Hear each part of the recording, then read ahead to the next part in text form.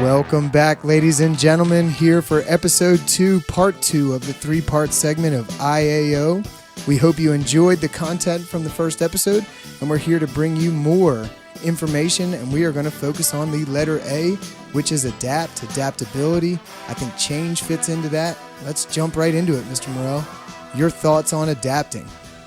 Well, first off, we gave Mr. Kirshner a shout out on Monday. I want to give West Effort Senior Geo Battlana a big IAO MIW shout out for the NEST thumbnail here. Geo is a graphic design extraordinaire, and he put these unbelievable eagles. I'm actually uncomfortable a little bit with this guy looking over my shoulder the whole time. I love the intensity that these guys are bringing to the show up here on the TV. So great job by Geo. Thank you very much. And yes, sir, Mr. Pants, you are correct. We're going to adapt and adaptation, and not an easy subject to address.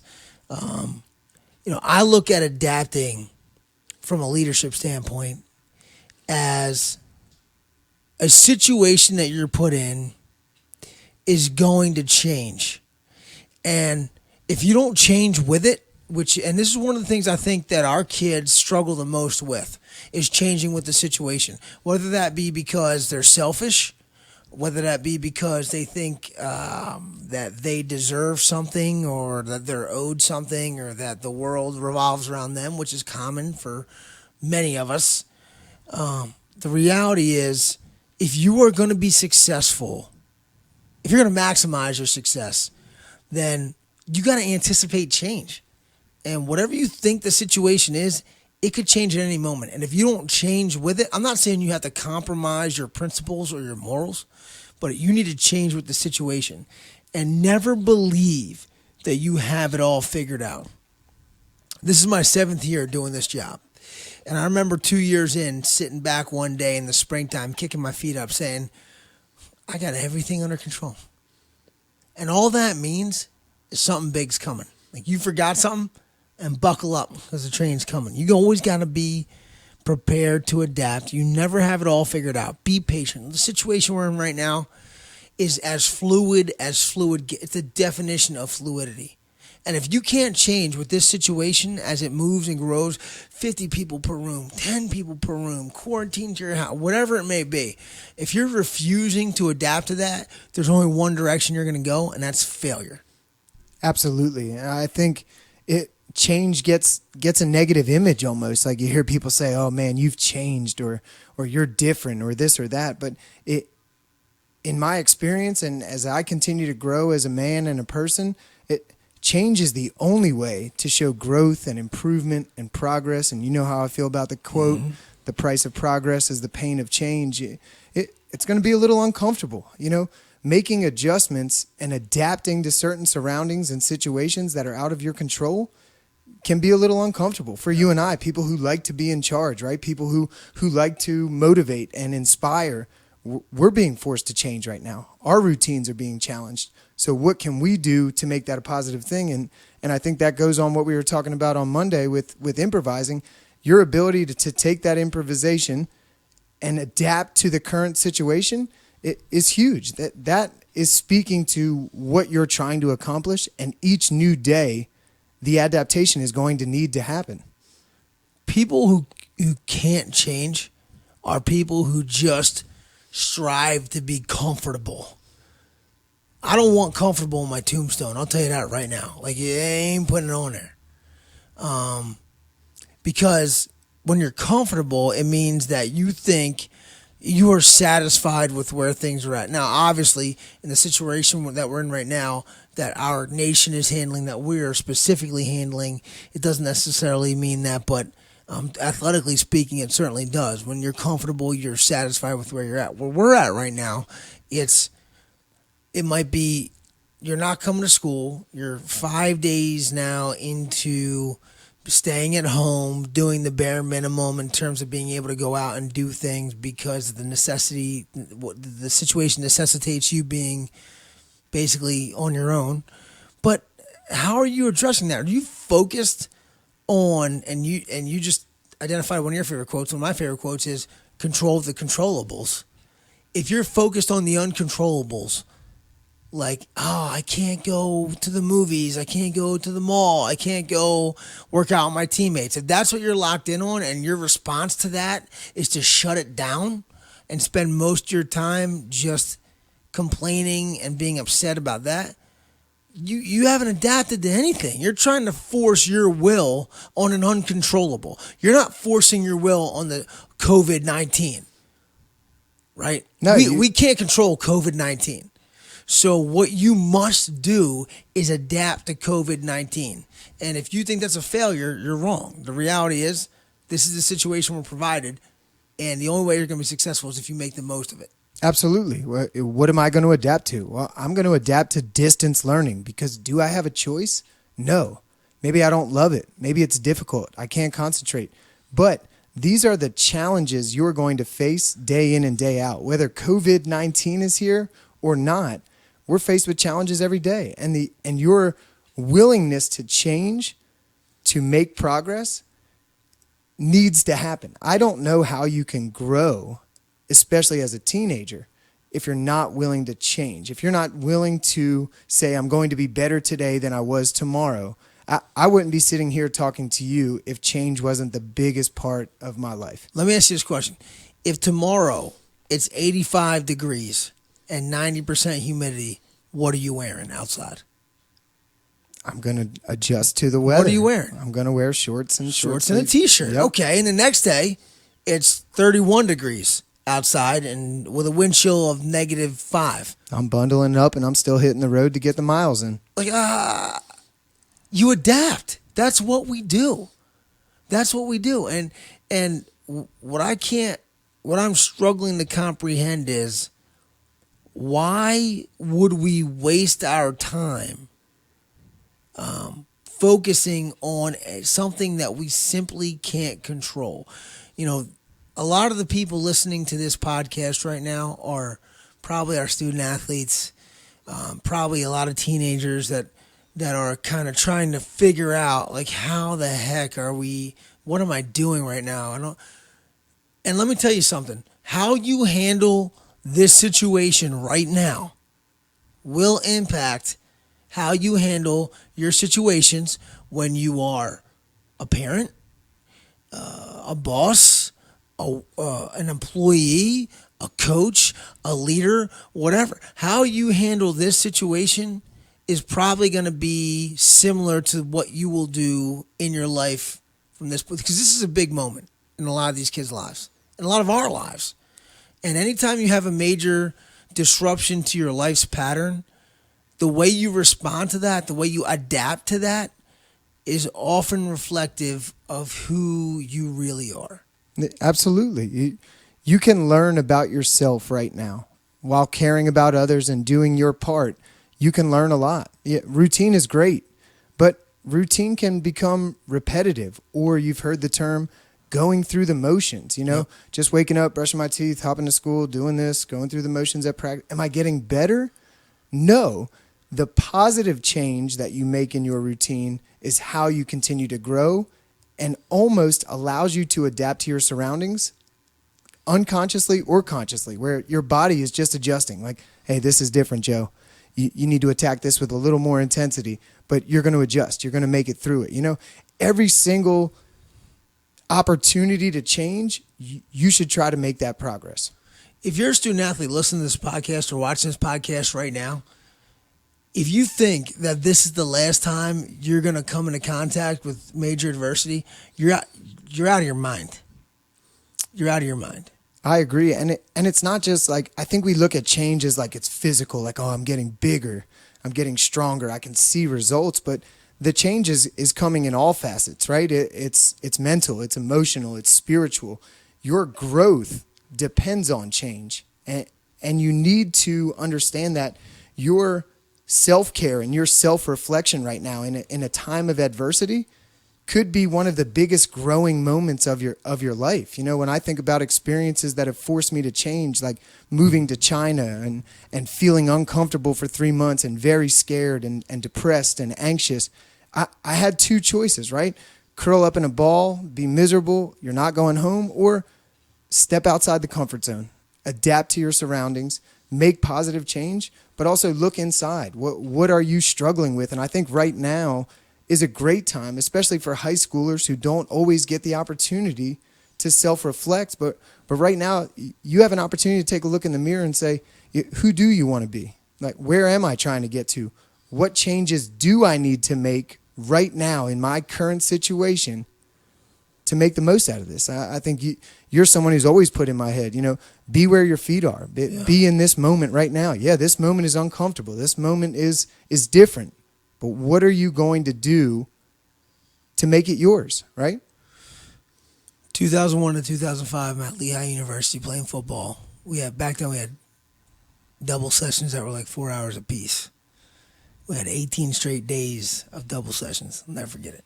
And I remember thinking to myself, like, man, when I survived that, I'm like, oh, man, I could take on the world.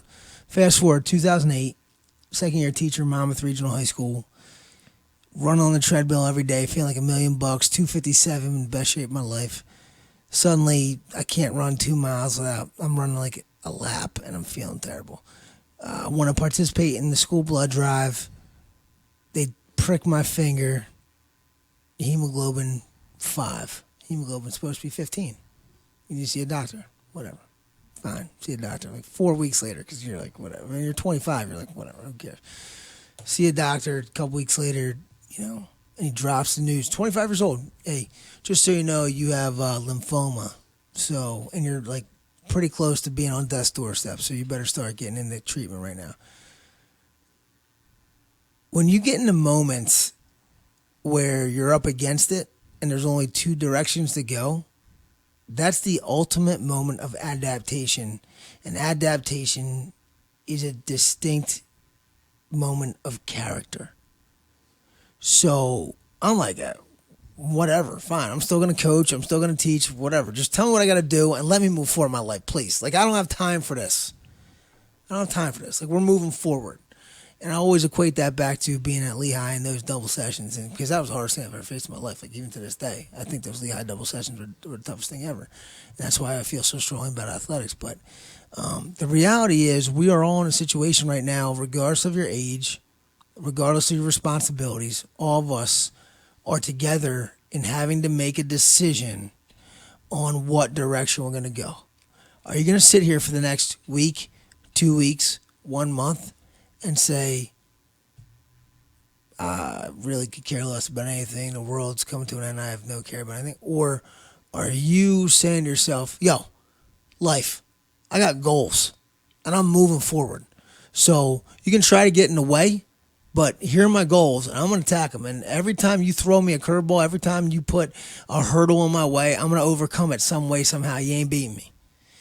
And I think that's the reality of adaptation, if you want to be successful, is looking at an obstacle or a hurdle as simply something that you have to maneuver around and not something that stops you. It's like you're, and I appreciate you sharing something like that is so vulnerable and can be uncomfortable to address, because you're not someone that's looking for sympathy or this or that. This is your life, and you're going to make it yours no matter what is presented. But it's almost like it's your primal instinct. As a mammal, fight, flight, or freeze. None of those are wrong, but understanding why each one happens can become very important to how you operate, right? Fear, it's a human, I guess, emotion in a sense. You feel it, but people feel it more, and you're the one who's taught me this, is you feel fear when you try to control everything, right? When you try to dictate the uncontrollables as well and realize you can't. People are in a state of fear right now because they want to be able to handle what's going on in this world, but we don't have an answer. So all we can do is take what we have, take what they're giving us, and run with it. Yeah. And continue to improve and realize that I'm stronger than I give myself credit for. Like, your self-care right now and your ability to figure out where you're trying to get to in these next 2 weeks or month or whatever it's going to take, you have an opportunity to lay out a blueprint while improvising along the way and adapting along the way to make something yours. You know, I was talking to Mr. Seeley the other day about it, and he said, Joe, in these next couple weeks, I'm going to take the opportunity to explore all the things I said I don't have time for, like getting a Google accreditation, a man who knows a lot about computers, who's dove into computer science and this and that. He's now going to take those opportunities to dive into some things that maybe are a little uncomfortable that he thought he couldn't do, and he's going to address, and he was willing enough to share with me some of the things maybe I should look into, and I thought that was a really cool way to go about this process right now. And I think if you're one of the people listening to this podcast and you're saying, I'm a leader, like, yeah, this is what I do, I think you got to hold other people accountable too. You know, and I know there's, you know, we can't get small groups together, and we don't, certainly don't want that. But I'm looking at my daughter behind the screens here, and I'm saying I'm accountable for her, my oldest. Like, what standard am I holding my 3 daughters to? My older 2 are in school, 3rd grade and 2nd grade, and they're home right now. You know, are they going to sit on their iPads all day? Am I going to let them just sleep in till 10 o'clock at night? I mean, I'm responsible for them. No, they need to get up. They need to do their work as if they were doing a school day. We need to keep them as regulated as possible because they're going to be thrust back into their regular life at some point. And if you're a student athlete or a teenager out there who has friends and, you know, you're a leader in your friend group or you just you respect your friends, you know, if I called you and if I hadn't heard from you in 5 days over this break, and I'm calling you and texting you, you're not answering me till 11:30, 12 o'clock in the afternoon saying I just woke up, I'm going to say, yo, get your ass in gear. Like, we got to go, man. This is not how we're operating. And so I think from a leadership standpoint, if you're a young leader out there, and the Lord knows we need leaders, if you're a young leader out there, are you holding yourself accountable, number one, in these trying times where it's very easy to get comfortable? Or are you stepping up to the plate and saying, not only am I going to lead myself, I'm going to lead others, and I'm going to adapt to my situation and lead others into the best way that I can without putting us in a situation of harm, which would be, you know, large group gatherings, obviously, which we don't want. So Absolutely, and I think a lot of, especially teenagers, shy away from that spotlight or that leadership role because with leadership comes immense responsibility. Yeah. And with responsibility could potentially come failure, Yes. right? And failure, Great call. failure hurts. But I also believe trying to step into a leadership role eliminates some of the fear we were talking about. Being able to handle the situation, whether it goes your way or not, you got better. You got better, right? It's like what we teach in the weight room and why you weight lift. Failing is a part of life. It's your response to the failure that makes you who you are, though. You don't win every game. You don't ace every test. You don't dominate in your relationship. You don't have the best social situation with everyone, but your ability to continue to progress and adapt and change is what'll get you there. And taking on more responsibility or being responsible for other people, even if they're your friends and they make fun of you for it, that could take you to places you never thought possible. It's deep episode 2. It's something that I know you and I've, really, really dive into and look at, and you know how I feel about change and adapting. Your ability to adjust to a surrounding and a situation is very, very important. You can still keep your morals and your values and still be who you are, but you need to understand that most things are bigger than you, and it's not about you. It's not about you.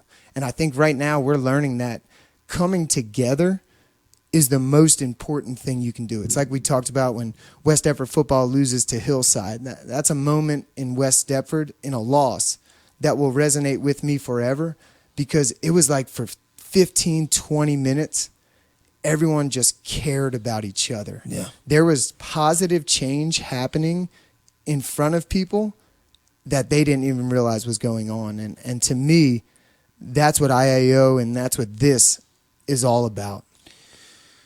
So episode 1, we attacked improvise.